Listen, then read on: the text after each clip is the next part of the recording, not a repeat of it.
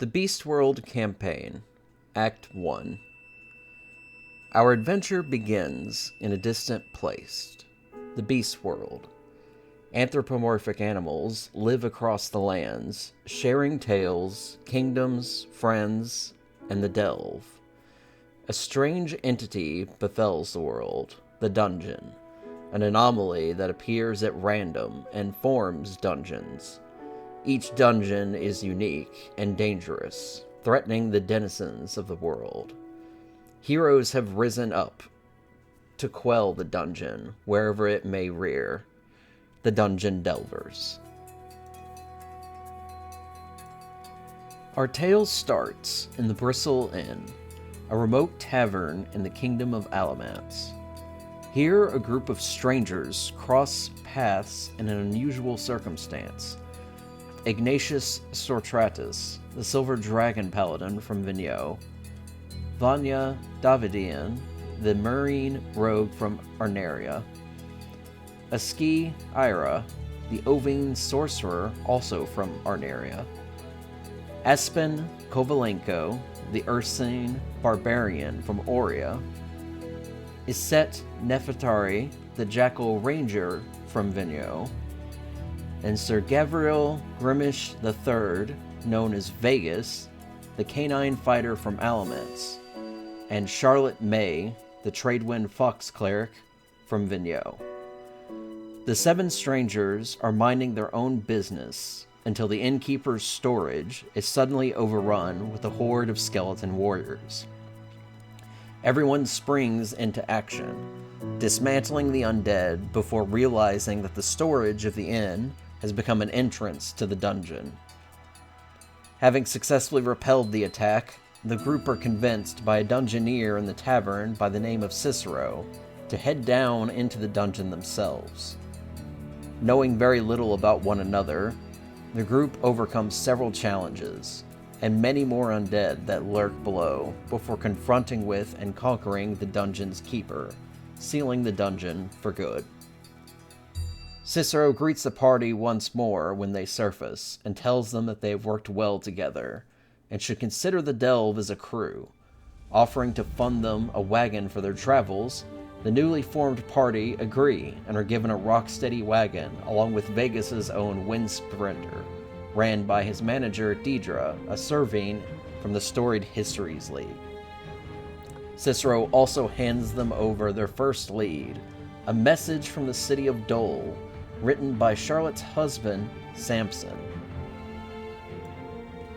Our newly formed delving crew depart from the Bristle Inn and make their journey across the fields of Alamance towards Dole. Along the way, they run into a traveling knight named Davian, who warns the party of a curfew active in Dole, as well as several murders that have happened recently. They thank him before parting ways, arriving to the city the next morning with Charlotte leading the way. She takes the crew towards the local barracks looking for her husband, regarding the lead, but learns he is tied up at the moment assisting the Baroness. The party are directed to find a Captain Jason Felds of the Dolian Watch. With their lead in hand, it doesn't take them long before they find the Dolian Watch blocking access to an alley in the lower district, where a murder had transpired the previous night. There, Captain Felds isn't happy to see Charlotte, but reluctantly relays information to them because of Ignatius' status as a paladin of Dramphine. The Watch are covering up the dungeon's arrival in Dole's sewers under the Baroness's orders, but are directed to where the dungeon has been barricaded through a maintenance entrance. Once inside, the party finds some storage crates containing mask molds and a supply of iron shipped here from Prestana in Vigneaux. As they push deeper, they quickly realize the sewers are crawling with dangerous, shadowy denizens who ambush the crew. This entire section of the sewers has been overtaken by a dungeon. Further exploring the dungeon reveals someone else had attempted to get in via boat, having perished to one of the monsters.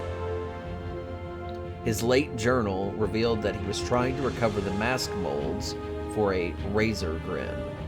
After acquiring several keys needed to summon the Dungeon Keeper, the party soon learned that this dungeon has been taken over by a shadow fiend named Deathrock, and he has replaced the Dungeon Keeper. They recognize something a part of Aski and taunt them before they are ultimately slain and the dungeon is closed. As the party retire for the night, Vanya talks to her close friend Aski about her goals of hunting demons. In the process, the two discover that Aski's own shadow is in fact a fiend inhabiting her body. The fiend introduces himself as Thaukiel and claims he is the sole reason Aski's heart is still beating. Thaukiel is entertained by Vanya's ambition and offers to teach her a ritual to transform her into the perfect demon-hunting machine. With Aski's and Thaukiel's help, Vanya summons an imp, slays it, and consumes its heart, making the Fel a part of her. That very same night, Iset is lured into the woods outside of Dole by a strange call. There, she meets a young wolf ranger who introduces himself as Jack Vander.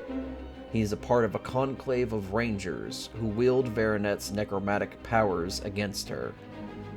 The conclave works closely with the Oraculum Order, a death cult devoted purely to Veronet. Jack leads Iset further into the woods, to a strange site filled with strange white stone ruins and 7 figures. The figures speak to Iset in unison, revealing themselves as the 7 sinful sisters, the voices of Veronet.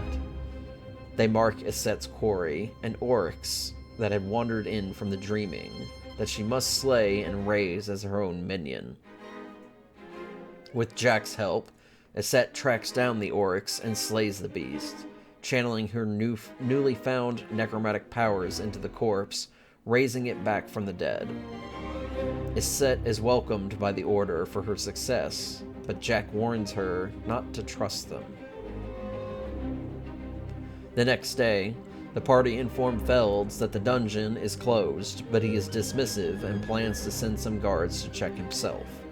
Having the day to themselves, everyone takes a moment to relax. But as night falls, things begin to stir. Vanya, sitting on top of a neighboring roof to Charlotte's home, debates how she wants to tell her of what transpired the other night with the ski. Before she can, she witnesses several brethren being lured into an alley by masked individuals, where they are thoroughly assaulted and beaten. She intervenes and scares the attackers off, alerting the Dolian Watch. Vanya attempts to return to the tavern and accidentally activates her demon form when a guard tries to stop her, running onto a nearby roof to hide for the night. With day breaking, Iset has returned to the party the following morning, the oryx well disguised in tow. Iset introduces her new pet as Mocha, something she found the other night. Before the party can grill her on it, Vanya brings up the events she had witnessed the previous night and believes that Captain Felds is responsible for the attack. The crew arrive to the Golden Mug Tavern where the brethren were attacked to talk to them, only to find out that Jason Felds is already there. Vanya manages to speak with one of the brothers alone and learns it was Felds that lured the brothers out into the alley. Before Captain Felds can leave the area, Ignatius intervenes with this revelation and uses his Dramphinian powers to force Felds to confess. With the truth out, Felds adds further context, irritated with the party's blundering into his operation. Apparently, the captain was undercover with this group, trying to learn where they came from, how they were being supplied, and who was running them. The group Vanya witnessed the other night are called the Ferals, a bunch of brethren-hating beasts who hide behind iron masks and numbers. Felds knew the previous owner of the Golden Mug was the one organizing the Ferals in Dole after losing the tavern to the Brethren. Much to Feld's annoyance, he requests Vanya and her friends' assistance with tackling a meeting happening with the Ferals in a barn just outside of Dole that Razorgrin will be hosting. Once there, Razorgrin addresses those gathered and reveals Feld's treachery. Before he can be killed, Vanya and the party intervene once more, this time saving the guard captain's life and capturing Razorgrin, along with a dozen other ferals. Though during the skirmish, Vanya accidentally kills one when her demon form takes over. The rest of the party interrogate Vanya as well as the Spee, as they notice the two of them were using very fiendish magic. Charlotte in particular is the most averted to them, thinking they have been possessed. With the ferals taken care of in Dole, and the dungeon sealed, the party say goodbye to Dole on their way to the capital city of Louvain. Along the way, the group encounter a raging monster in a nearby field. Aspen is able to calm the beast before any harm comes to it. Shortly thereafter, Davian the knight the party had encountered on their way to Dole arrives, informing them he was trying to calm the monster after several poachers antagonized it. He asks the party to send word to the knight captain in Louvain to send more knights to help with the poachers. With only a few more days' travel, the party arrive to the great capital of Alamance. Our delvers arrive to Louvain as the night begins to fall, taking priority to secure a location to stay for the coming nights. Aspen, who is a bit overstimulated by the bustling nightlife of Louvain, chooses to camp out in the Rocksteady, just outside of the city. Meanwhile, the rest of the party explore Louvain, and stumble their way into the Twisted Whiskers burlesque parlor, owned by the Green Dragon Prestigar. While there, the group noticed that some armed mercenaries stopped by to talk with the Green Dragon. These same type of mercenaries are then found through some parts of the city after the party leave. Vegas, along with his manager Deidre, meet up with the local SHL organizer in Louvain, Mason, at a brawl tavern called the Stagger On Inn. He clues Vegas into his first SHL show match with his opponent Darnell, an alley cat from Verglass, but can't say where or when his opponent may show up. With his SHL career just beginning still, Vegas takes a moment to visit his family's old estate, and is followed by several of the mercenaries the group had seen earlier. He challenges them and learns they are a part of the Thieves' Army's recruiters. Their boss, Vincent, has an offer for him he should collect on at the Veterans Union in the city. Once at the estate, Vegas finds that it is still being upkept, if barely, by his old nurse, Delilah. She remained on the estate after his sisters left for Orloris. The next morning, Aspen is awoken by Crownsguard, who inform them that they left their campfire burning all night, and it is a misdemeanor. Aspen tries to make a case against their logic, but is taken into custody, but not before they inform the rest of the crew. The party succeed in retrieving the Ursine and meet with Knight Captain of the Louvain's Crown Guard, Veronica Taylor, a brown Timberwolf woman who wears half of a porcelain mask on one side of her face. Ignatius inquires towards Veronica about the Silverclaw Company, as he noticed Thieves' Army mercs carrying their weaponry within the city, but she says she wasn't aware that they were still active. With the whole party gathered, Vegas leads the party towards a quieter part of town for breakfast, where they overhear a rumor about a dungeon hidden within the library of the Gate in Louvain. Before they can leave, Vegas is surprised by the sudden appearance of their rival, Darnell, who introduces himself by his stage name as Kaiba of the West Winds. Aspen nearly interrupts the performance before Vegas directs them back towards their estate.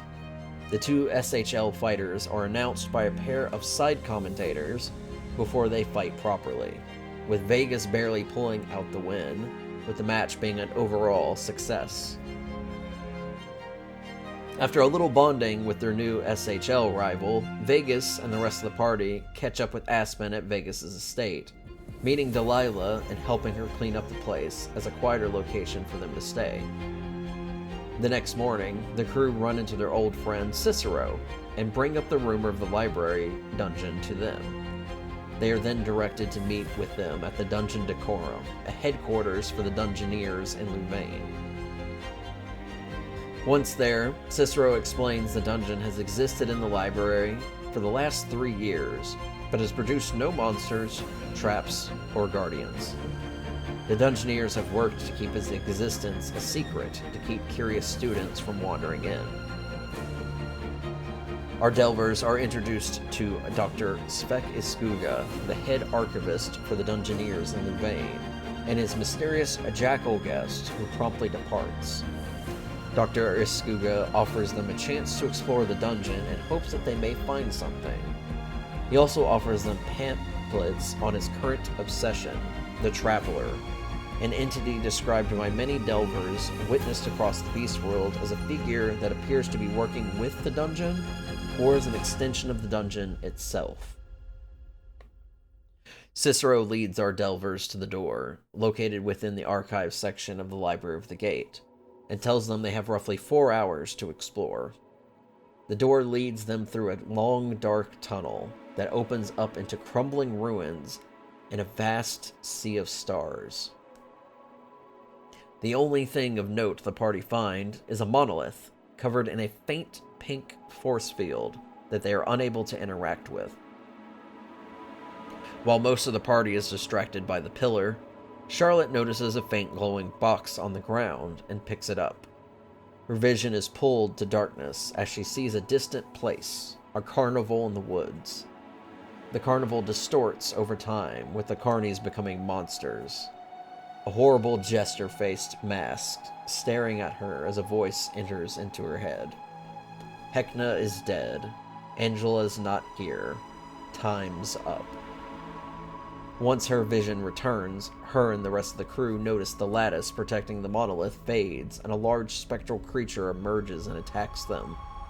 With its defeat, Charlotte interacts with its remains, and it is brought back in a smaller and less hostile state.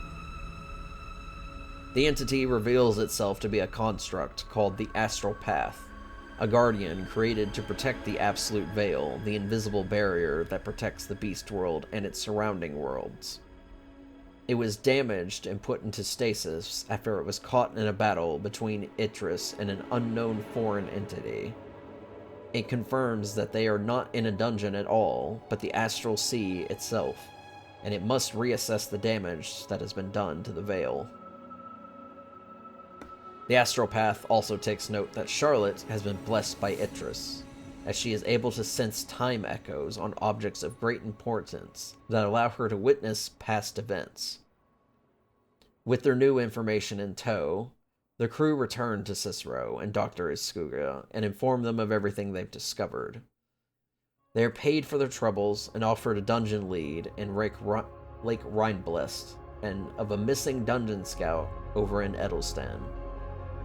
The party returned to Vegas's estate for the night. That night, Charlotte has a dream where she witnesses a figure in a tattered cloak standing in a stark white desert, but is unable to interact with them before she is awoken. The party decide to inform the night captain the next morning about their encounter with the Ferals in Dole. Veronica mentions she hasn't heard of them before, but could look into it with Bells, as the two are familiar with one another. She also informs Ignatius of the Silverclaw Company's activities in the Trisoli Isles, where they've been swapped to arms and armor manufacturing. Before they leave, Veronica also inquires towards Isette's relationship availability, hinting towards a possible date. The party spend the rest of the day at the library conducting research. Isette and Aski dig into a book they discovered at the estate regarding spellbreakers, mythical knights who were once powerful martial and adept spellcasters whose legacy was lost due to their limited numbers during the last war. Later that night, Isette takes up Veronica's suggestion for a date, the two hitting it off wonderfully. Learning that Veronica is from Vigneaux and moved to Louvain sometime after the war ended. Meanwhile, Vegas and Vanya go to investigate the Veterans Union for the offer the Thieves' Army was providing to Vegas. They're informed that operating with the Army won't be an issue for them with the SHL, and that Vincent is interested in Vegas' estate to turn into expanded housing for veterans. Vanya inquires if they know about the Farrells, to which they are asked to leave. On their way back to the estate, they notice they are being followed. Ignatius does some deeper digging into the Silverclaw Company and finds they are currently selling to the Thieves' Army. The next night, the party notices they are being followed again by two individuals that Vanya recognizes to be Farrells.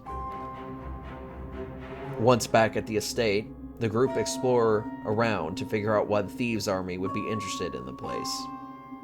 Despite Delilah's protests, the group venture into the basement and find a gate with Seelie glyphs on it, a statue of a canine knight, holding cells, and a furnace with misplaced belongings. Before the group can confront Delilah, a crash is heard upstairs. They discover an arrow lodged into a nearby wall with a flyer advertising the city of Kazmek-ve-Kuzmik, Vanya's home. The two Farrells that had been following them watch from the gate before leaving back into the city. With everyone's tensions high, the group confront Delilah once more, who claims she knew something was going on with visitors back in the day, but never knew to what end, only that the basement was boarded up after Vegas's mother disappeared. The group rest uneasy and make plans with Veronica the next day to have some knights watch the estate and Delilah. Veronica also inquires into a second date with Aset. Vegas and Ignatius scope out the Veterans Union again and bump into Wendell, the officer that spoke with Vegas previously. He recognizes and salutes Ignatius as being his former superior officer from their time in the Silverclaw Company. Veronica and Aset spend a lovely night together in the palace gardens, with Veronica offering her a daisy usually shared between lovers that wish to visit in the dreaming. The two bond, and Veronica reveals the damaged side of her face to Aset from the war, but Aset embraces her regardless. Meanwhile, at the estate, Vanya is awoken by a noise outside her window. Another flyer for her home is left there for her, which she promptly burns, hoping to get the attention of those that placed it there. The two Farrells reveal themselves, and despite their insistence to stop looking into the Farrells, Vanya objects and is knocked out and taken by the two. Vanya awakens later that night in a cell with her captors. One of them speaks to her, removing his mask, revealing his Doberman features. He warns her that someone important is coming to see her, and she should watch how she speaks. Moments later, the two step out, and in steps a massive Servine figure in an iron mask. He sits on the floor before her as the two challenge one another over their point of views. He despises Vanya for taking the life of one of his kin, and casts a powerful form of modifying memory on her, causing her to forget her encounter with the Farrells in Louvain. She is later returned home unharmed. The next day in Louvain, the party gathers supplies for their journey towards Lake Rainblast, to follow up on their dungeon lead. Before they leave, Vegas meets with General Vincent regarding the sale of his estate. He is offered 18,000 gold for the deed, but lies and says he needs his sister's approval first. Vegas is given a scroll of sending to contact Vincent when he has come to an agreement with his family. On his way out, Vegas is given a stipend of gold and a contact to meet in Jaegerwald. The party depart from the capital of Alamance after an eventful week there. The journey takes several days before they finally arrive on the northern side of Lake Rainblast, where a small fishing village exists. Upon their arrival, the group is stopped by a pair of Harlequin rabbit children who are playing as the local town guards, and are ecstatic to learn that more delvers have come to their village.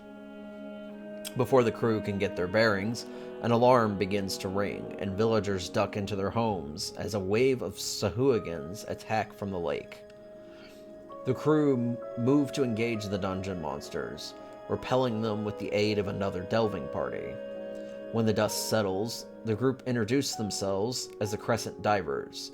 They had dealt with the dungeon in the lake twice already, but it appears to resurface, growing in size each time. The Crescent Divers lead the party to meet Mayor Nado of Gaverny Village, who attempts to calm the residents after another attack from the dungeon. He thanks them for their quick aid in the defense and asks them to try and seal the dungeon first thing in the morning. The party rest up for the night and are greeted by Sonia from the Crescent Divers the next morning by the lake, who offers them water-breathing potions for their expedition. The party venture out into the center of the lake, where a large whirlpool resides, the entrance to the dungeon, and are pulled inside. They awaken inside a mysterious chamber coated in coral, seaweed, and various sea life. The dungeon is vast and full of Sahuagins and other dangerous sea creatures. The group find various safe places to rest after many long fights, clearing out room after room. As they move through another floor, they come across a scrying pool, allowing them to spy on people they know, giving a sense that these attacks on the village may be more organized than expected. It doesn't take the Delvers long before they find something amiss. A strange squid-like humanoid channeling magic into something who appears to be controlling the Sahuagins. The party engage the monsters, disrupting the spell being cast as the dangerous creature is slain. Thalkiel, whose curiosity has been piqued, makes himself known and states the creature they killed is not a dungeon monster, or even a monster native to their world at all. The group continue to explore, finding and freeing several orcas who are very friendly to the crew, and dispatching a second one of these squid entities. As they approach the third, a figure appears cloaked in silver armor and dispatches it with a single blow through its body with some form of energy weapon, slaying it on the spot. Before the crew can react to its presence, it vanishes from sight. Charlotte concludes that perhaps this is the fabled traveler that they had heard of. Not wasting any time, the crew move in on the final overseer and slay it after a rough fight. A familiar scripture is found where the last overseer is killed, similar to their first dungeon. Charlotte reads it aloud and summons forth the dungeon keeper. What emerges is something else entirely. A titanic monstrosity over 100 feet tall emerges from the maelstrom and attacks the party. Using the orcas to keep the titan busy, the party are able to whittle away at it before a ski strikes the finishing blow towards its core. As the beast dies, the party awaken once more on the surface of the lake with the orcas and a strange-looking artifact that was seen inside the titan's chest. Aspen messes around with the artifact and learns that it appears to control water in some way that they don't quite understand. Mayor Nado thanks the party with their success and throws a celebratory feast in their honor. The Crescent Divers tell them they'll wait behind a while just to make sure that the dungeon doesn't reappear a fourth time. The party take their time before they depart from the village, making their way north towards Riverbed City, on the border of Auria and Alamance. Once there, the party find a local dungeoneer scout named Veneer, who is selling leads. The party mention the missing scout they're looking for, whom Veneer knows as Marisha, and is eager for someone to find her quickly. Using their time in Riverbed City well, the crew get their wagons outfitted with sleds to help them in the snowy terrain of Auria, and a new oven for Aspen to cook and heat the Rocksteady with. The group depart for their destination of Edelstan within a few days' travel, following Veneer's advice to reach the port city quickly. Upon arriving, Ignatius takes note that the Silverclaw Company mercenaries are moving supplies through the port.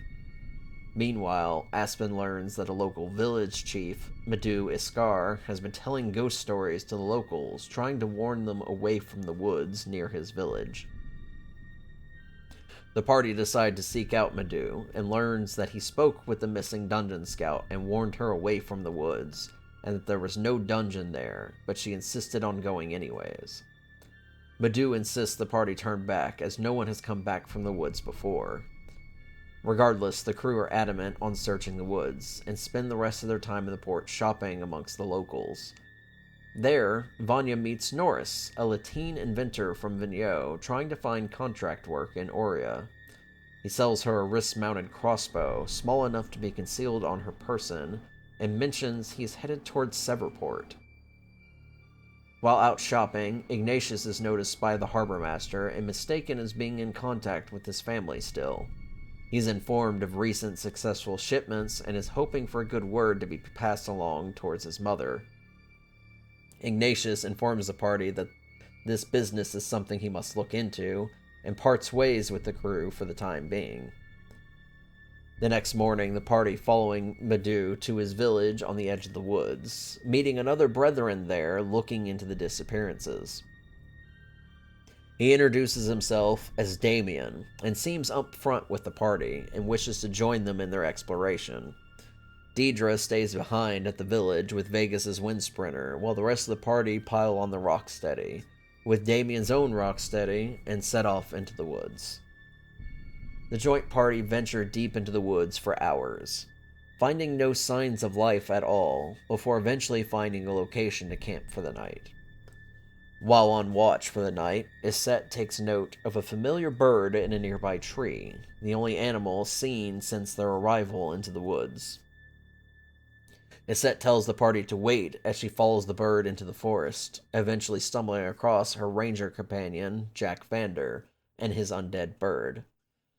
Jack informs her that her being here is no coincidence, and that this is a test from the Order to hunt down a powerful creature of unnature that haunts these woods.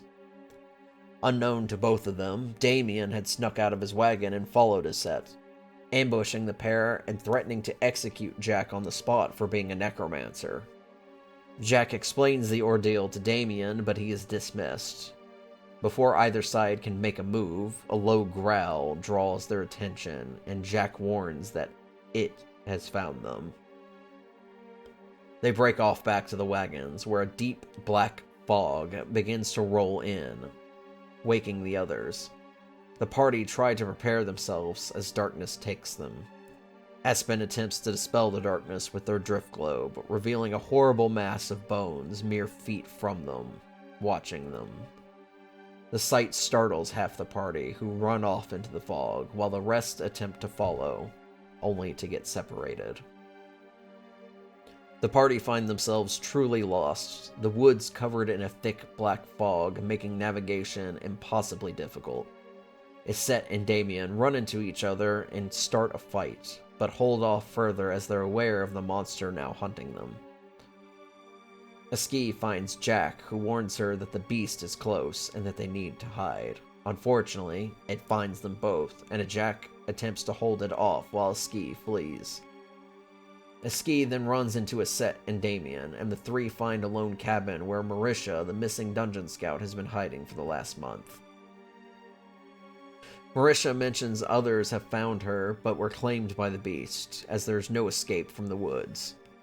Meanwhile, Vanya, Charlotte, Aspen, and Vegas are ambushed by the beast, using the darkness to strike out at them, and tries to mess with their minds.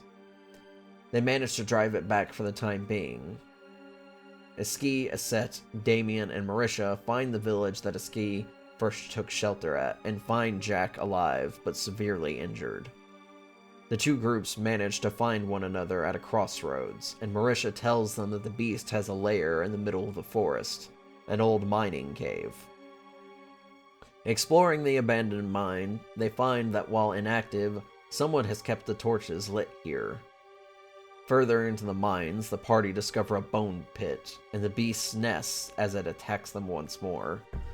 The party managed to weaken it enough that Isette is able to draw its remaining essence into Mocha, her Oryx companion. With its destruction, Madu reveals himself to the party.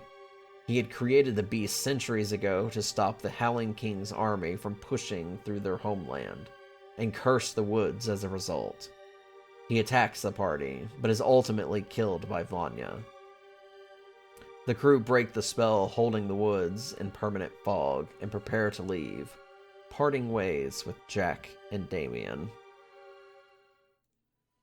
The crew, on their way to Jaegerwald, decide to make a stop first by Aspen's home of Isfisk, much to Aspen's protest.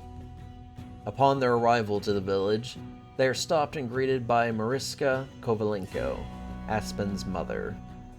She's happy to see her child home so soon and prepares a feast to celebrate. The crew are welcomed into the village and meet with the village Batko, Casimir, who happens to be Aspen's father. They inform Casimir about the events that transpired in the woods and the death of Madhu. He lets the party know he'll keep a close eye on their neighboring village, but thanks them for their help. He also reminds Aspen that one of their suitors is here, and they need to speak with them before they leave again. While the party gather in the main hall for a feast, Charlotte notices something strange on the wall. One of the ornamental weapons is radiating with the time echo. Upon touching it, she sees a vision of Mariska passing the staff off to a red deer, who departs from the village, only for the vision to cut away to some time later when the deer returns, looking more ornamentally dressed with a large staff of their own, as they return the original. While at dinner, the group learn that Aspen's mother is also the village's war mage, a secret protector of the Orion people, and a powerful spellcaster. This excites Vegas, who asks to spar with Mariska the next morning.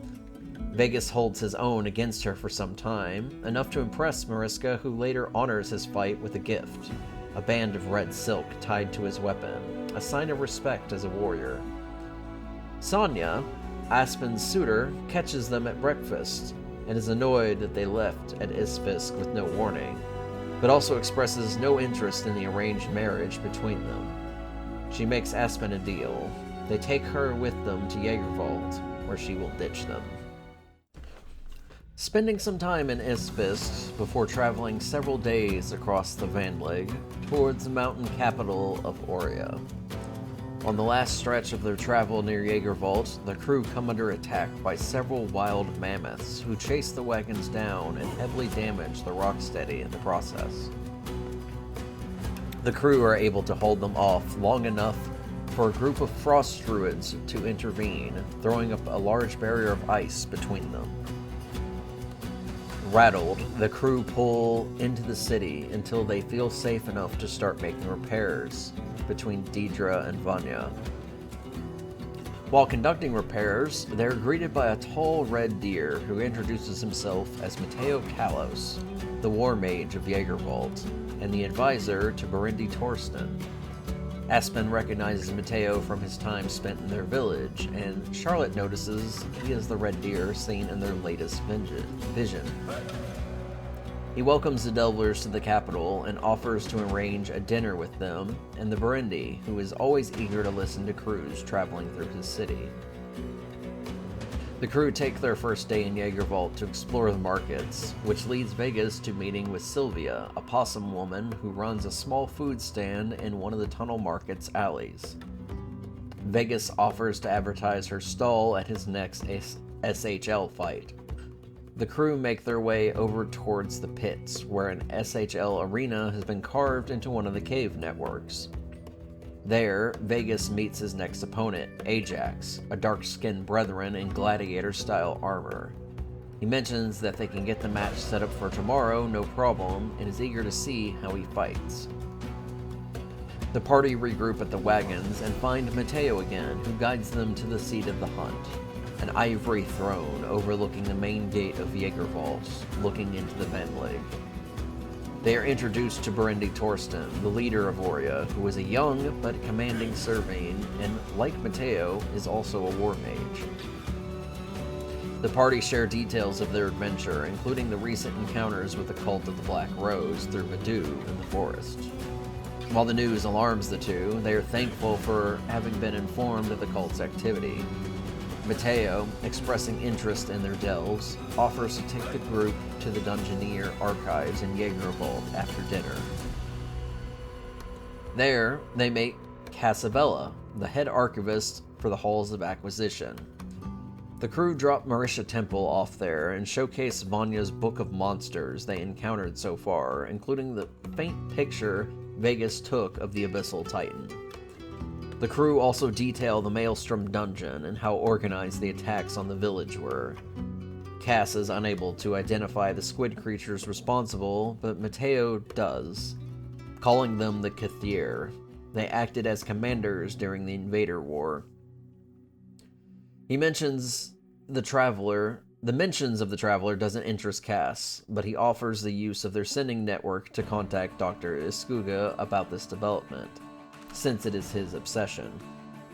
Meanwhile, Aski and Vanya find a book within the hall from a self-proclaimed expert on fiends that gives them some insight into their last fiendish encounter. There are 5 Lords of Shadow that lurk within the Beast World: Deathrock, Gorganon, Uthalesh, Vargoth, and Thaukiel. Charlotte, in the meantime, searches into archmages, looking for information on Samson's father, William, whom she has learned is an archmage of Antiquities and Arloris. The group prepare to see Vegas' match the next day, where Vegas runs into a group representing the Thieves' Army called the Circle of Rage. A white Vulpin pulls Vegas aside and introduces himself as Zavrazin, saying that they can talk more after his match is finished. Once inside the arena, Vegas and Ajax square off, with even Berendi Torsten and Regent Mateo spectating the match. The show starts off a bit rocky until the two performers get into a rhythm, with Vegas carrying much of the weight. Ajax reveals his ability to create small, temporary portals with a curio tied to his halberd. Vegas quickly overpowers Ajax and knocks him down and goes for a finisher, which Ajax assists subtly in the use with his portals, deflecting the damage to his body, causing a vast amount of cheers from the audience. After the match, Zavra finds Vegas and pulls them aside once more to go over the details of their mission. They need to break into the Forge District and steal a copy of the new experimental Forge blueprints. Zavra mentions that Vegas can bring any of his own crew along if he thinks that they are up to it. As the party near their wagons, they notice a crowd has gathered around. As it appears one of the wagons is flooded, Vanya climbs in through the ceiling hatch and discovers the artifact from the Maelstrom is producing water in mass. They manage to get it out of the wagon and decide to bring it to Regent Mateo. The War Mage takes the artifact into his abode and manages to stop it from producing water for the time being. He tells the party he will need some time to study it. While the crew are out celebrating Vegas' victory, Vanya is taken notice by another Marine woman who gives her an invitation she's been holding onto just for her. Vanya suspects that she is some kind of vampire. Vegas also brings up the job with Zavrazin to the group, and who he'd like to come along with him. The next morning, the crew prepare for the heist with Vegas, while Charlotte is able to remove the block on Vanya's memory in Louvain. She recounts her encounter with the Ferals, including the massive Servine seemingly in charge of them. Meanwhile, Aspen alerts Mateo to the robbery happening tonight at the Forge, who thanks them for the tip and tells them he'll up security. Vegas visits Cecilia to claim a dish on her menu named after him after his successful fight the other night. He then regroups with Vanya and Aski as they join Zavra and his crew for the heist, sneaking their way through the Forge, avoiding animated armors along the way. The trio manage to get into the secure vault where the blueprints are being held, while Zavra and his crew distract a golem. Inside, they are discovered by Mateo himself, who reassures the group that they aren't in any trouble. He allows them to make a copy of the blueprint for the experimental Arcanum Forge, as he believes he is the only person capable of powering the Forge himself.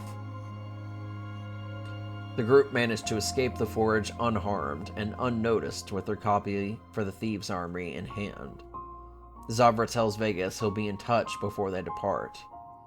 Meanwhile, Thalkiel, Vanya, and Aski talk in private, to which Thalkiel confirms that he is a Shadow Lord, and the others are responsible for him being bound to this weaker form. He claims that if the group can manage to dispatch the other lords permanently, Thalkiel could grow strong enough again to separate from Aski without risks of killing her. With much of their business in Jaegervault concluded for the time being, the crew grab up a dungeon lead in Podgorod and depart from the city. Our delvers depart from Jaegervault, making their way into the beautiful scenery of the Strannik on their way to Podgorod. The group make a stop along the way in the city of Priozevsky, where they meet the Botko there, Oleg, and his daughter, Myrna. Oleg offers them some research into vampires with their vast library of information while they are there. Later that night, Oleg's daughter goes missing, and the party offer to look for her. Searching across the lake, the crew eventually stumble across Myrna and a stray wolf pup. The pup turns out to be a full-grown bat wolf in disguise, as it transforms and flies off with the child, while the party are left to deal with the wild wolves under its control. With the invitation from Yuri Chernikov, the vampire interested in Vanya, no longer being optional with the kidnapping of the Botkov's daughter, the crew rests for the night before beginning their journey towards Chernikov's castle, making a long trip south through the mountains before reaching the fortress. Once there, Yuri introduces himself to Vanya and the crew, and that he's always wanted a demon hunter to be his archenemy someday, and to find one so young in the journey to him is to be considered a treat. While conversing with the party, Yuri mentions Ignatius, as he was hoping to keep tabs on the entire crew, and reveals that their silver dragon friend is in Severport, discussing with among other beasts resembling ferals. The crew manages to track down Myrna in the castle and escape with the young Batwolf attempting to follow them at a distance. The party manage to chase it off before it circles back and is silently killed by Vanya, dragging its body out into the woods. Along the way, the crew stumble across the site of what appears to be an attack on a wagon, as several frozen ghastly undead come from the road to ambush them, but are quickly dealt with. Oleg thanks the Delvers as they return with his daughter and offers them a reward and his gratitude before they continue their journey east towards Podgorod. Built into the mountainside is the vast mechanical city of Podgorod, filled with inventors, tinkerers, and crafters of all sorts. Upon their arrival, the party head towards the closest Delver-looking tavern to rest up and look for more information regarding their dungeon lead. The party bother a lone Delver they presumed to be a dungeoneer, whom doesn't give them much thought. The local bartender reveals that his name is Lycos, and that his last delving crew left him for dead, so he's been on the lookout for them. The party get their rest in before finding the entrance to the dungeon located within the mines, learning that another crew has already gone in, likely under false pretenses. The Delvers prepare and head inside, making their way further underground until they depart into a vast open jungle deep below the surface, with a giant sunstone acting as a source of natural lighting for the cavern. Our Delvers brave the depths of the jungle dungeon, fighting various species of dinosaurs that inhabit the biome.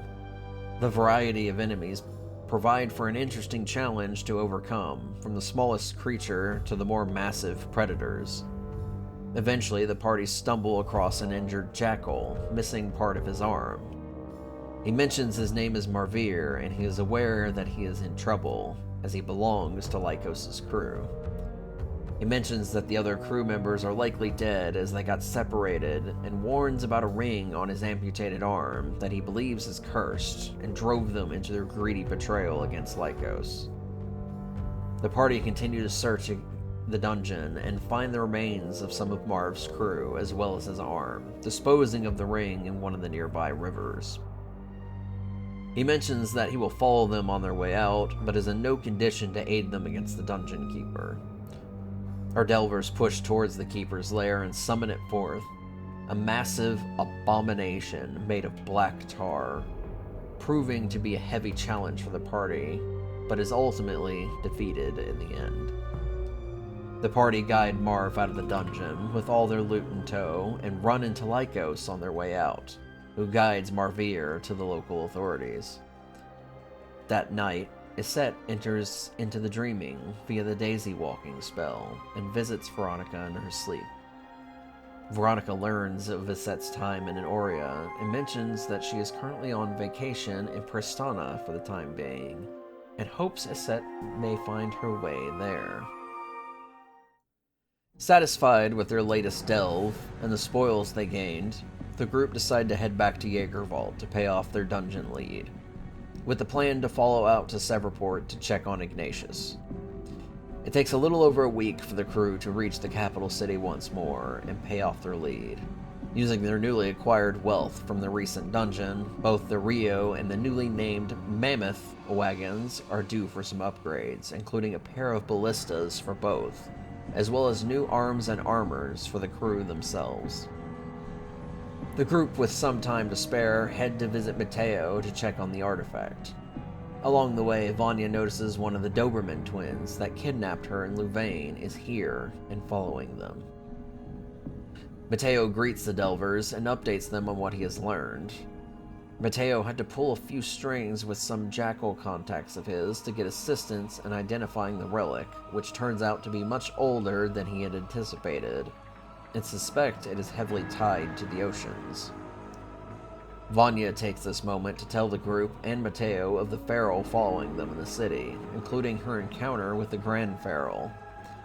Matteo says that memory-altering magic is very uncommon, and he only knows a few individuals who would be capable of such at that level, none of which match Vanya's description. Matteo offers some of Jaegervault's guards as extra protection during their stay and advises them not to antagonize the Ferals if they can help it. The party depart the next morning out of paranoia of being followed and watched in the city, and start a long journey towards Severport, which takes several weeks. As they near the massive port city, their wagons come under attack by a rock as it swoops in from above. The crew manage to hurt it enough to drive it away before it can cause any severe damage to their wagons. Once inside Severport, the party set to work in locating Ignatius, learning that he was spotted in one of the private harbors, speaking with a Venetian naval admiral. The party also learned that the Silverclaw Company have set up shop here in the harbor as well, as their mercenaries patrol the docks. Getting as much snooping in as they can, the party retire for the night at a local tavern and run into their Latin inventor friend Norris from Edelstan. The Otter is happy to see the crew again and mentions he has found a contract here with an Admiral Crowley, which the crew quickly deduce is one of the feral leaders here in Aurea. The crew choose not to inform Norris of this for the time being and investigate themselves and overhear that the ferals are being reassigned from across the beast world to Vigneaux for some sort of mobilization effort, as leaders are being called for a meeting. With time on their side, the crew decide the best course of action is to get ahead of the ferals and stop whatever they're planning while they can. The next morning, they begin their long trek back to Jaegervault to visit the famed Junction Gate, hoping to arrive ahead of the Commodore's fleet. The party spend another 2 weeks of travel venturing to Jaegervault, and wasting no time in making their way to the Junction Gate, a large obelisk platform that exists as a teleportation connection between the major cities of the Beast World. While there, they run into Matteo again, who is speaking with another familiar delving crew, the Crescent Divers. Sonia greets the party again and mentions that Gaverny Village has recovered and that the dungeon did not return after their crew had sealed it. Our Delvers acquire their junction tickets and depart from the obelisk, teleporting them all the way to the gambling city of Prestana, located on an island very close to the southern shores of Vigneaux. Charlotte, somewhat excited to be back in Prestana, takes the party on a quick tour and brings the crew to the Pillar of Golden Luck, left by the god of chaos, Varasta. Vegas touches the stone and seemingly is blessed by the fox god out of pure chance. With time to kill, the party settle into the Crystal Fox Hotel in the 12th Canal, renting out a suite for the week. Vegas' blessing catches the eye of a jackal guarding the entrance to the parlor on the 4th floor, and he grants him a token to speak with the local madam, who he says is interested in people like him. Vegas, wasting no time, tries his luck at the local casinos and wins out on every game he plays, netting him a fine haul of gold. Once back at the hotel, Vegas takes the crew with him to meet the madam on the 4th floor. Her parlor is very secluded and private, as she is revealed to be a small but sultry gold kobold woman with a sense of divination. She introduces herself as Aziza, and from Vegas spilling their encounter with the Ferals to her, warns them that the Grand Feral behind the mask is the Trade Lord of Southwinds, Lord Treyarch, and that he is on his way to Pristana. Charlotte asks to speak with Aziza privately, hoping to find a way to combat the Grand Feral. Aziza deduces that she is the missing daughter of the Trade Lord Richard May, but promises to keep that secret. In exchange, she offers up a name, Baptiste, a Brethren resistance fighter in Arneria whose efforts against the Ferals haven't gone unnoticed. The next day, the party begins searching Pristana in hopes of finding Ignatius, whom had followed the Ferals from Severport all the way to Pristana. Ignatius's trip had led him to an encounter with a group of anti-Feral brethren called the Brotherhood. Doing his best to discreetly help them, he manages to assist one of them in assassinating a Feral prowler aboard his ship before it manages to reach Pristana. The crew eventually reunite together at the Order Hall of Weights and Measures, where Ignatius has been holding up for the time being. Along the way, the party also run into Veronica, who has been admiring the city view. She immediately embraces Isette and is ecstatic to see her again, the two spending the better part of their night enjoying one another's company. The next morning, the crew learn that the Trade Lord is arriving tonight, and the Ferals are rumored to be gathering in the neighboring city of Springboks Flight, just north of Pristana, a ferry ride away. The party plan to scout it tomorrow to learn where the Ferals are meeting. Meanwhile, the Trade Lord and his personal bodyguard, a white bull named Fahir, arrives in Pristana, guiding his lord to the Crystal Fox Hotel where he retires for the night, before venturing to the Center Street Bank and disappearing from sight. Isette is startled awake in the middle of the night by the sounds of Veronica screaming, learning that her lover was suffering from a PTSD-induced nightmare. Isette comforts her through the night until she falls back asleep.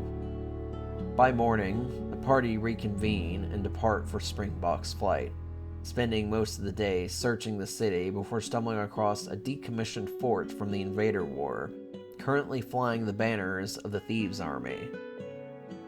Though Vanya and Aski poke their heads over the fort wall to see a group of well-militarized Ferals preparing for something. Learning that the Commodore and his fleet are nearly here, the party discuss their plans of infiltrating the fort, using Ignatius's family ties between the Silverclaw Company and the Ferals as a way to get him and Vegas inside, while the rest of the party plan to swoop in at a moment's notice. With their preparations in tow, the party nervously await the Feral entourage arriving to the fort. With the Grand Feral's arrival, the party wait a few minutes before sending Ignatius in with Vegas, while Charlotte scries on the fort courtyard with clairvoyance, with Isette and Aspen protecting her. Meanwhile, Aski and Vanya climb up and inside the fort walls to see what they can find. Ignatius and Vegas are welcomed in, and taken to the meeting hall where they meet directly with the Grand Feral and the leaders of his inner circle. The Commodore, a Vulpan Navy Admiral, the Quartermaster, an Otter Overseer and Recruiter, the Warden, Treyarch's full bodyguard and prison correctional officer, and the Lieutenant, Treyarch's mysterious right hand. While each leader gives their report to Treyarch, they are interrupted by the arrival of another feral, a jackal wearing a mask of obsidian and robes of elegant purple. The Grand Feral identifies them as the Superior, whom has been working on magical shackles used to enslave elementals for the Feral's causes. The Grand Feral addresses the room and notifies them that an invader king from the war still lives and is currently hiding in the Beast World, waiting to retaliate once again. While the location of the last king is unknown, they do know that several invading sympathizers, namely the Brotherhood, are hiding out in Arneria and may have a lead on the king's location. Thus, they launch a plan to attack the village they currently occupy in hopes of finding this information.